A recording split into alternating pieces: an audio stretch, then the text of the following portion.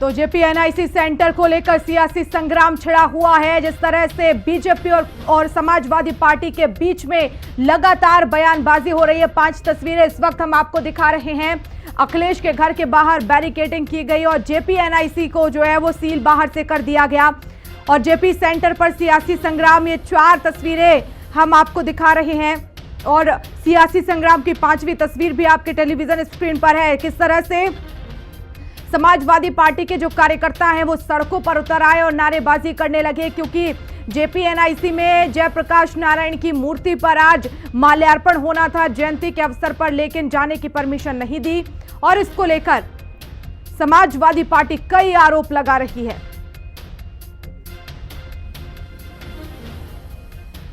तो ये 5 तस्वीरों के माध्यम से आज का पूरा घटनाक्रम हम आपको दिखा रहे हैं, जहां जेपीएनआईसी को लेकर जहां मूर्ति में माल्यार्पण करने के बाद किस तरह से यहां पर सियासी घमासान देखने को मिला, क्योंकि माल्यार्पण अखिलेश यादव नहीं कर पाए क्योंकि उन्हें परमिशन नहीं थी, लेकिन उन्होंने अपने आवास पर एक प्रतिमा जो है वो लगाई और वहां पर माल्यार्पण किया। लेकिन अखिलेश यादव का यह कहना है कि चाहे कितनी भी रोकने की कोशिश कर ले, उसके बाद भी पुलिस जैसे ही हटेगी हम माल्यार्पण करेंगे।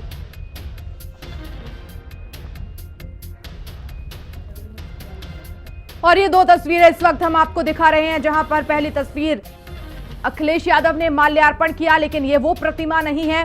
दूसरी तस्वीर पिछले साल की है, जहां पर अखिलेश यादव ने दीवार फांदकर माल्यार्पण किया था। जेपीएनआईसी सेंटर वो पहुंच गए थे, लेकिन इस बार उसे पूरी तरह से जो है वो कड़ी सुरक्षा के बीच में सील किया गया। वहां पर बैरिकेड्स लगा दिए गए हैं, शेड लगा दिए गए हैं चादर के, ताकि कोई भी कार्यकर्ता अंदर ना जा पाए। और इसी को लेकर समाजवादी पार्टी लगातार हमलावर है कि आखिर हमें क्यों नहीं जाने दिया जा रहा है। बदहाली का आरोप लगाया गया, दूसरी तरफ बेचने के आरोप सरकार पर लग रहे हैं कि सरकार उसे बेचना चाहती है और किस तरह से वो सेंटर बदहाल स्थिति में है ये भी कैमरे के सामने ना आ पाए, इसीलिए उसे जो है वो पूरी तरह से ढक दिया गया है। लेकिन यहाँ पर क्योंकि एलडीए का भी इसमें बयान सामने आया, चिट्ठी के माध्यम से अपनी बात कही गई और कहा गया कि वहां पर कंस्ट्रक्शन चल रहा है, निर्माण सामग्री फैली हुई है, सुरक्षा को देखते हुए रोका गया है। बहुत ही दुर्भाग्यपूर्ण है। पिछली बार भी मैंने देखा था कि भाई गेट लांघ कर जाना पड़ा अखिलेश यादव जी को श्रद्धांजलि देने के लिए।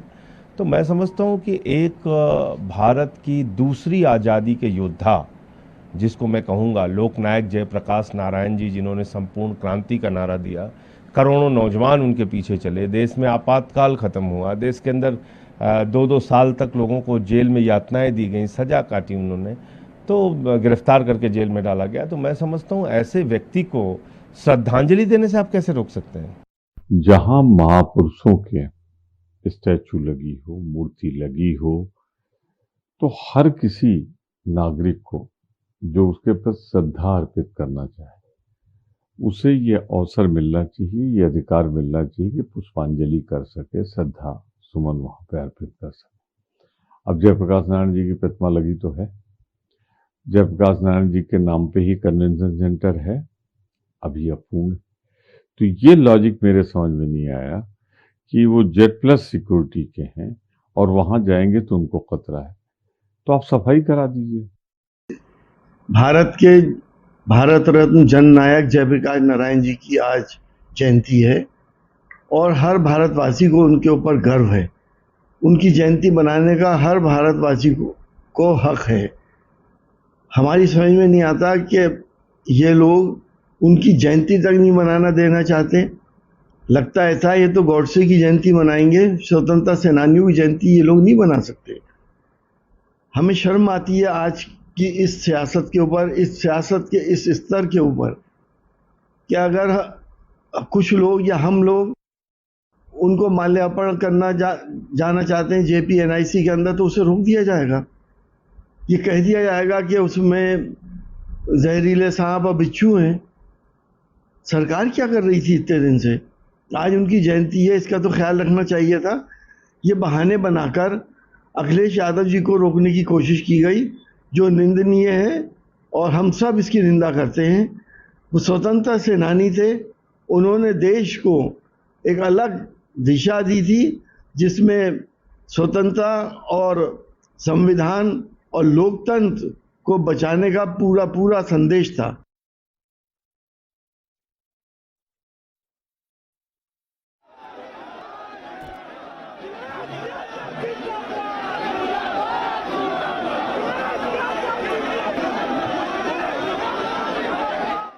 उन्होंने पिछली साल भी अखिलेश जी को रोका था। उस वक्त अखिलेश को जयप्रकाश जी को माल्यार्पण करने के लिए गेट से फांद कर जाना पड़ा था। उस वक्त भी लोगों ने ये कि मन में सवाल आया था और सारे देश में इस बात की चर्चा हुई थी कि आखिर ऐसी बात क्या है कि जयप्रकाश जी पे माला चढ़ाने के लिए भी बीजेपी की सरकार, उत्तर प्रदेश की सरकार को ऐतराज है। ये आज तक कोई नहीं समझ पाया। और अब की बार तो उन्होंने इस तरह का इंतजाम किया है कि पूरा घर घेर लिया है हमारे राष्ट्रीय अध्यक्ष जी का, और कन्वेंशन सेंटर के बाहर उसको टीन से पूरा गेट से कोई जा न सके जड़ दिया, पूरा बंद कर दिया। तो ये बिल्कुल ही क्षुद्र मानसिकता प्रशासन की है। देखिए, इनका लोकतंत्र में विश्वास नहीं है और न मौलिक स्वतंत्रता पर इनका कोई ध्यान है। वास्तव में जयप्रकाश नारायण जी हमारे आज़ादी लड़ाई के बड़े योद्धा थे, स्वतंत्रता सेनानी थे और उनको सभी पार्टियों के नेताओं का सम्मान प्राप्त था। और इसीलिए आज उनकी जयंती पर हम लोग प्रतिवर्ष उनको सम्मान देने के लिए, उनका सम्मान करने के लिए उनके मूर्ति पर माल्यार्पण करते हैं। पिछली बार भी इनको रोका गया था, लेकिन हमारे राष्ट्रीय अध्यक्ष कूद करके बैरिकेडिंग गए और उन्होंने वहाँ माल्यार्पण किया और माल्यार्पण करके चले आए। मेरे समझ में नहीं आता किसी मूर्ति पर माल्यार्पण करने से कौन सा पहाड़ टूट जाता। या तो उस संस्था में इन्होंने कोई गड़बड़ी कर रखी है या उसमें कोई इन्होंने उसको बेचने का प्रयास कर रहे हैं, उसकी गड़बड़ियाँ उजागर न हो, इसलिए इस तरह का ये अवैधानिक अलोकतांत्रिक कार्रवाई करके वहाँ जाने से रोक रहे हैं। मैं समझता हूँ कि आज जयप्रकाश नारायण जी के जन्मदिन पर हमारे माननीय प्रधानमंत्री जी ने, हमारे पार्टी के वरिष्ठ तमाम नेताओं ने आज उन्हें भावभीनी श्रद्धांजलि भी दी है और उन्हें एक बड़े नेता के रूप में बता करके उनके प्रति देश के लिए उनके कर्तव्य व्यक्तित्व पर प्रकाश डालने का काम किया है। अखिलेश जी, आपको याद होगा कि पिछले साल भी जबरन JP-NIC में दीवालों को फांद करके वहाँ क्षतिग्रस्त करने का इनके कार्यकर्ताओं ने काम किया था। चूँकि वो बंद पड़ा है, JP-NIC बंद है वो बिल्डिंग, तो वहाँ सुरक्षा कारणों से वहाँ बंद पड़ी बिल्डिंग में अनुमति चूँकि माल्यार्पण की नहीं दी जा सकती है, तो यहाँ विकास प्राधिकरण ने, लखनऊ विकास प्राधिकरण ने कल ही अवगत करा दिया था अखिलेश जी को कि माल्यार्पण किया जाना सुरक्षा कारणों से कतई उचित नहीं है, इसलिए अनुमति देने से इनकार कर दिया था LDA ने। प्रतिबंध होना चाहिए। जब सब लोगों के मन में शंकाएं आ रही हैं तो इसको बंद करने में क्या दिक्कत आ रही है? बंद कर देना चाहिए और बैलेट पेपर से कराइए। बैलेट पेपर से उसे आप जो सरकारी ड्यूटी में लोग रहते हैं उनके लिए बैलेट पेपर का इस्तेमाल होता ही है। पूरी दुनिया में बैलेट पेपर का इस्तेमाल हो रहा है, हर जगह। आप EVM कहीं नहीं है। देखिए, ये कहीं ना कहीं